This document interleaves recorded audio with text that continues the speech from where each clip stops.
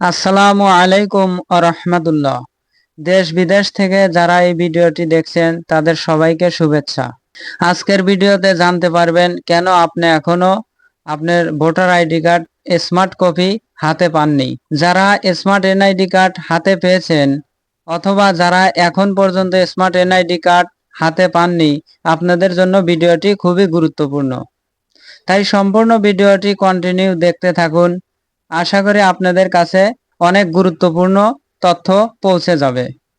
আপনাদের কাছে আমার একটা বিশেষ রিকোয়েস্ট, যারা আমার ইউটিউব চ্যানেল থেকে ভিডিওটি দেখছেন অবশ্যই সাবস্ক্রাইব করবেন এবং যারা পেজ থেকে দেখছেন অবশ্যই লাইক ফলো করে রাখবেন, যাতে আমি ভিডিও আপলোড করার সাথে সাথে আপনি পেয়ে যান। প্রিয় ভিউয়ার্স, বাংলাদেশ নির্বাচন কমিশন একটা নোটিশ প্রকাশ করেছে।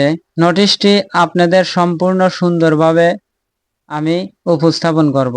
তার জন্য আপনারা ভিডিওটি না টেনে সম্পূর্ণ দেখতে থাকুন।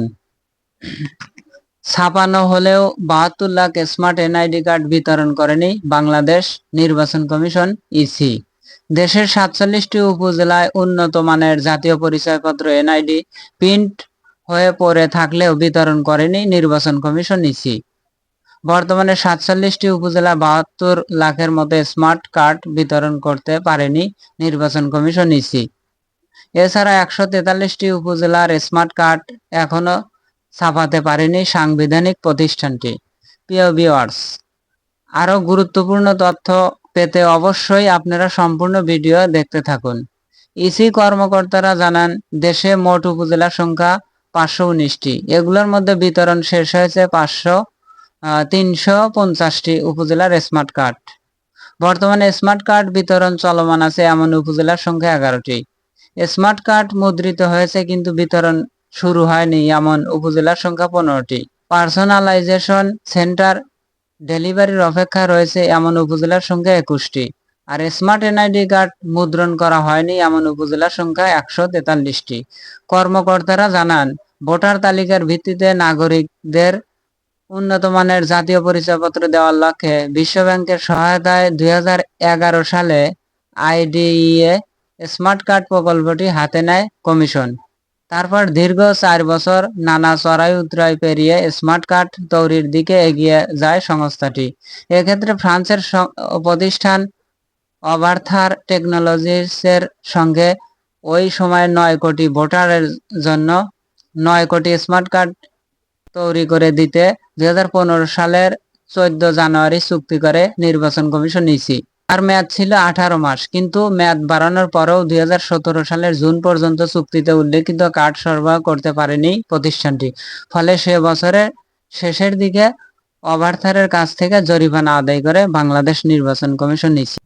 ইসি কর্মকর্তারা আরও জানিয়েছেন, অবার্থার $১.৫১ দরে ৭,৭৩,০০,০০০ কার্ড সরবরাহ করতে পেরেছিল। সেই মোতাবেক পূর্বের ১,২৭,০০,০০০ নাগরিকের কার্ড ঘাটতি ছিল। এই কয় বছরে ভোটার বেড়ে দাঁড়িয়েছে ১২,১৮,৫০,১৬০ জন।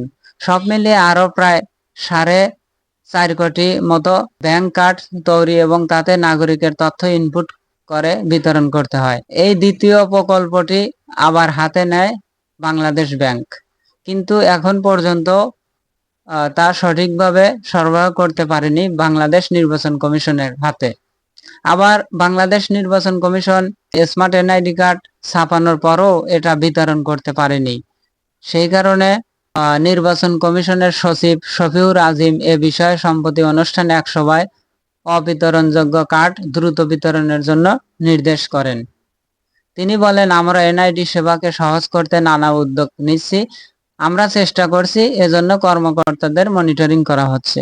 এখন এনআইডি কার্ডের সকল সেবা সহজেই পাওয়া যাবে। ১০৫-এ কল করে আপনার উপজেলা থেকে, তারপরে জেলা থেকে, সব জায়গা থেকেই আপনি স্মার্ট এনআইডি কার্ড থেকে শুরু করে এনআইডি কার্ডের সকল সেবা সহজেই পেয়ে যাবেন। সম্মানিত ভিউয়ার্স, এই ভিডিওটি দেখে আপনাদের যদি একটু উপকারও যদি হয়ে থাকে অবশ্যই আমার এই ভিডিওটি শেয়ার করবেন, কমেন্ট করবেন, লাইক করবেন, সাবস্ক্রাইব করবেন। আর যারা ফেসবুক পেজ থেকে দেখছেন অবশ্যই ফলো করবেন এবং লাইক করে রাখবেন, যাতে ভিডিও আপলোড করার সাথে সাথে আপনি পেয়ে যান।